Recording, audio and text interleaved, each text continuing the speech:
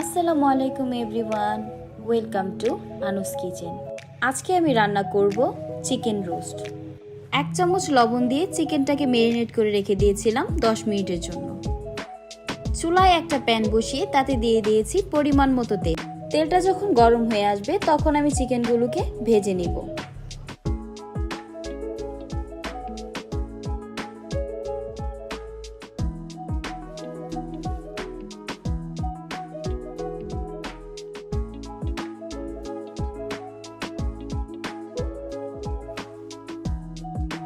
যেহেতু এটা ফার্মের মুরগি ছিল তাই একটু বেশিই ভেজে নিব।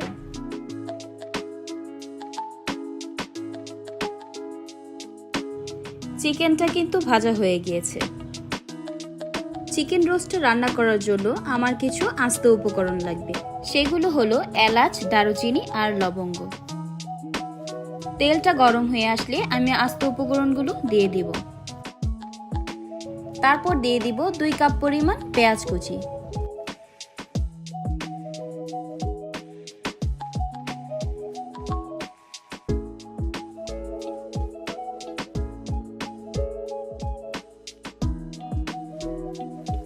বাদামি কালার হওয়া পর্যন্ত পেঁয়াজগুলোকে ভেজে নিব।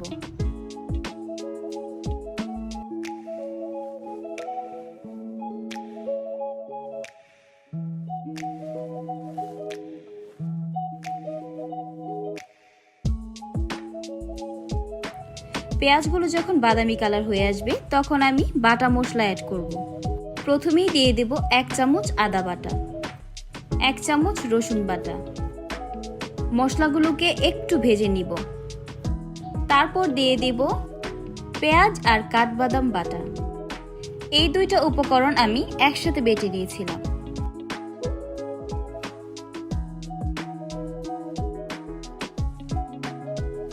তারপর দিয়ে দেব 1 চামচ টক দই,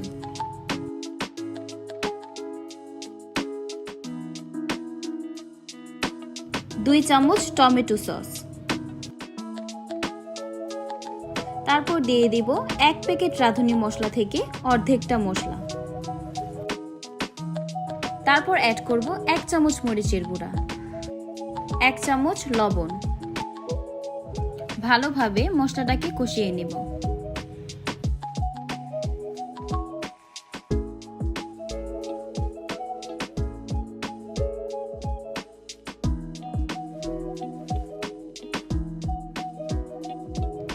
মশলাটা যখন কষানো হয়ে যাবে তখন দিয়ে দেব ভেজে রাখা চিকেনগুলো।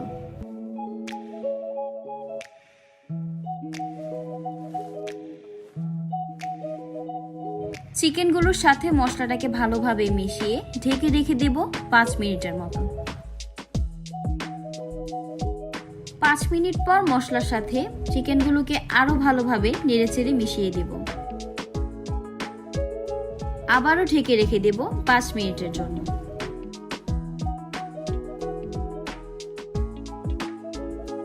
এইভাবে চিকেনগুলোকে কষাবো কিছুক্ষণের জন্য। চিকেনগুলো কষানো হয়ে গেলে দিয়ে দেব 1 কাপ পরিমাণ গরুর দুধ। দুধটা যখন দিয়ে দিব তখন ভালোভাবে চিকেনগুলোর সাথে মিশিয়ে দেব।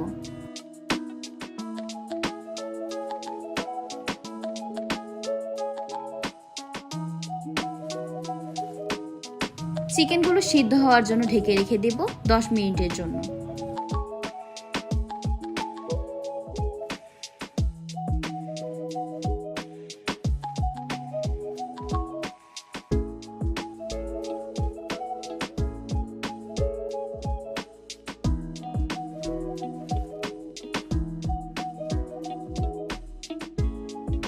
রোস্ট রান্নার শেষের দিকে 3টা কাঁচামরিচ দিয়ে দেব ফ্লেভারের জন্য।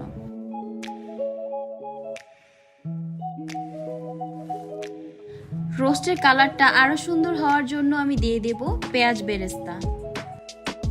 প্যাকেটের মশলা দিয়ে খুব সহজেই আপনারাও কিন্তু রোস্ট রান্না করে নিতে পারেন। রোস্টের টেস্টটা কিন্তু দারুণ ছিল। আপনারাও বাসায় ট্রাই করে দেখবেন। সবাই ভালো থাকবেন। আল্লাহ হাফেজ।